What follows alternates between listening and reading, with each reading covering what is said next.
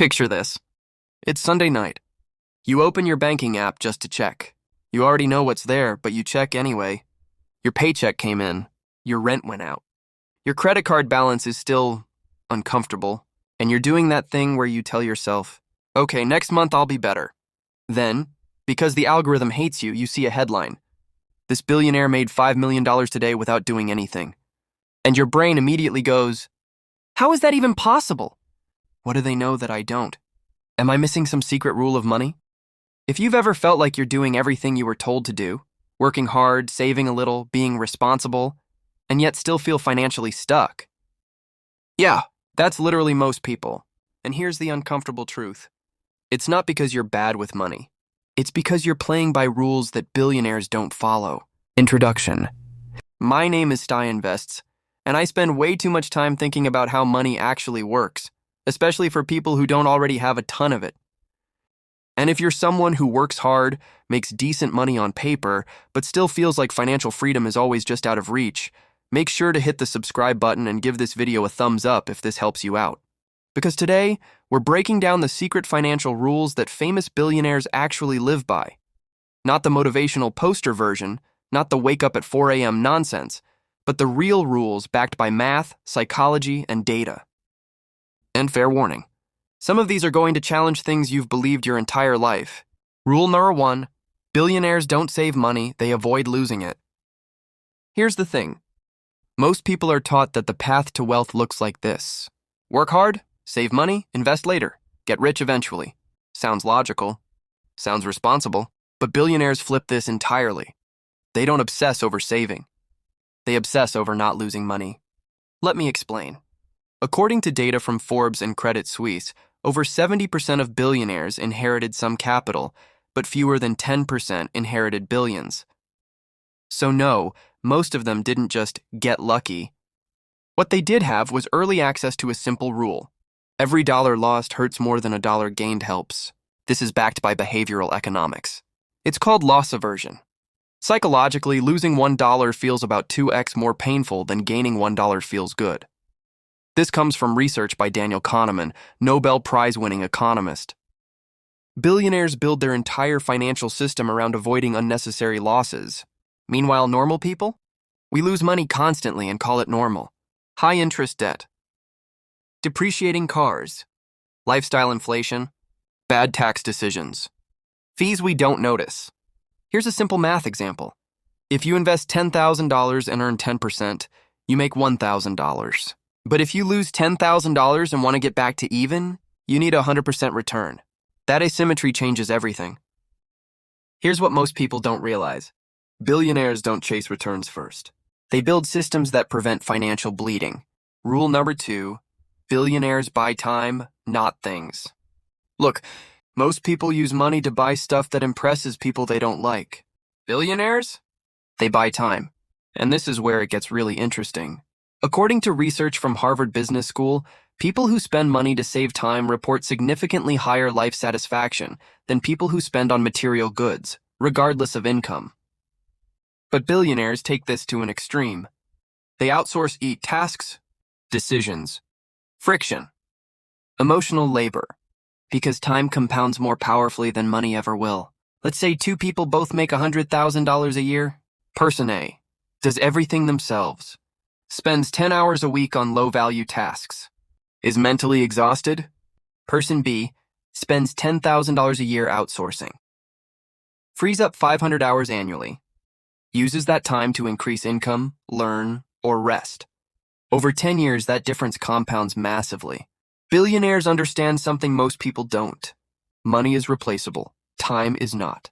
So when you hear them say things like, I don't look at prices, what they really mean is, I protect my cognitive energy. Rule number 3, billionaires use debt, but never like normal people. Now you might be thinking, STYINVESTS, every finance guru says debt is bad. And for most people, that's true. But billionaires use debt as a tool, not a trap. Here's the key difference. Normal debt, credit cards. Personal loans, car loans. High interest, no tax advantages. Billionaire debt, asset-backed, low interest, tax efficient. inflation-friendly. Example, a billionaire owns $100 million in stock. Instead of selling it and paying capital gains tax, they borrow against it at 3 to 4%. They keep the asset. Avoid taxes. Let inflation erode the debt. According to IRS data, the ultra-wealthy often pay a lower effective tax rate than middle-class earners, largely because of this strategy. This isn't about being evil. It's about understanding the system. And here's the uncomfortable part.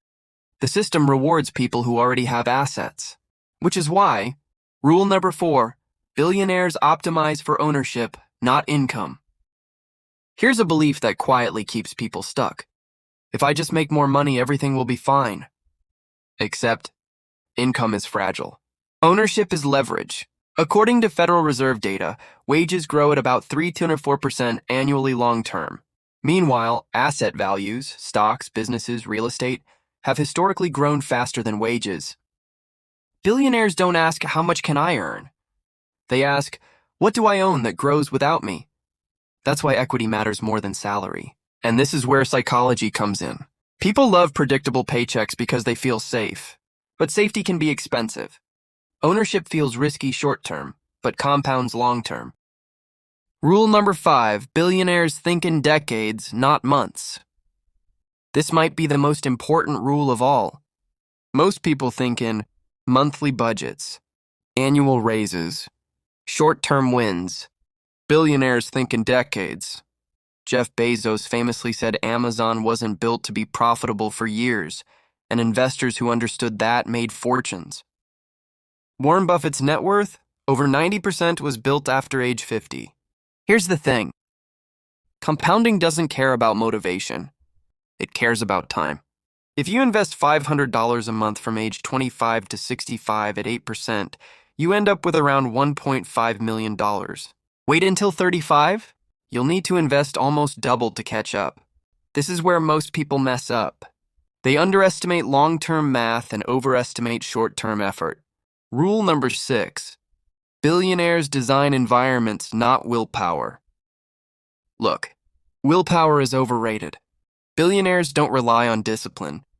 They design systems, automatic investments, default decisions, fewer choices. Psychology research shows that decision fatigue leads to worse financial choices later in the day, so they reduce decisions.